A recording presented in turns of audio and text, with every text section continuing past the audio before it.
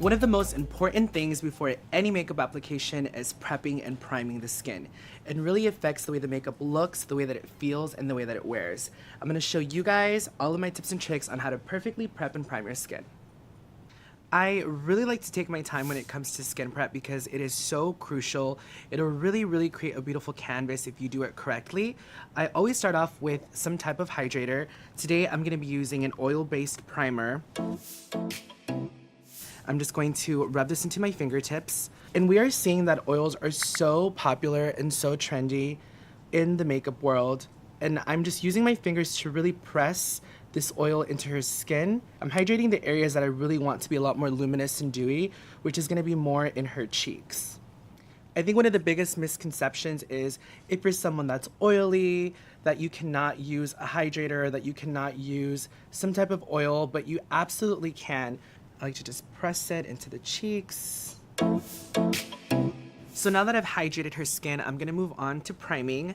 I'm actually gonna do a technique that I like to call face mapping, in which where I'm gonna use 2 different primers on different areas of her skin. And the reason that I wanna do this is because I want 2 different finishes on her face. So I'm gonna start off with a more mattifying primer. I'm going to take this on the back of my hand and I'm gonna apply this with my fingers. So I like to just lightly just apply it on the T-zone really softly with my fingertips. I'm also going to apply a little bit on her chin and just anywhere else where she tends to get a little bit more oily. I also want to make sure that I'm really getting around the crevices of her nose and that this area in general is just staying nice and put. So now that I've laid down that first primer, I'm going to go in with my second primer. I'm going to use this dual fiber synthetic brush and I'm going to take a little bit of this hydrating primer and I'm just going to apply a little bit on the tippy tips of this brush. I like to use a synthetic brush for something like this because it's not going to absorb and really kind of hold on to this product. It's really going to deposit it onto her skin really nicely. And when we talk about textures, this primer in comparison to the last one is a lot more lightweight and it is a lot more hydrating and it is going to glide onto her skin a little bit better. So I'm just really able to buff it on with this brush in a way where it just lays it down really beautifully. So essentially what we're doing here is we're creating 2 different finishes on her face, which will really translate once we have all of her foundation and her makeup on.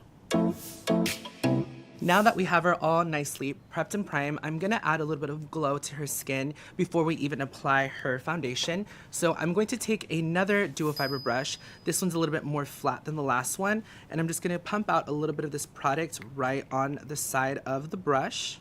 I'm going to lightly just kind of work off of the back of my hand because I don't want to apply too much of this product. I definitely want to focus all of the glow on her cheeks and any high points of her face that I just really want to stand out.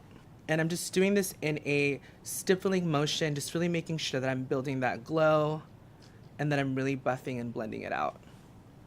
I'm also going to apply a little bit above her Cupid's bow, a little bit on her chin, and slightly a little bit on the tippy tips of her nose. The last thing I'm going to do is I'm going to spray her and lock everything in with this primer spray.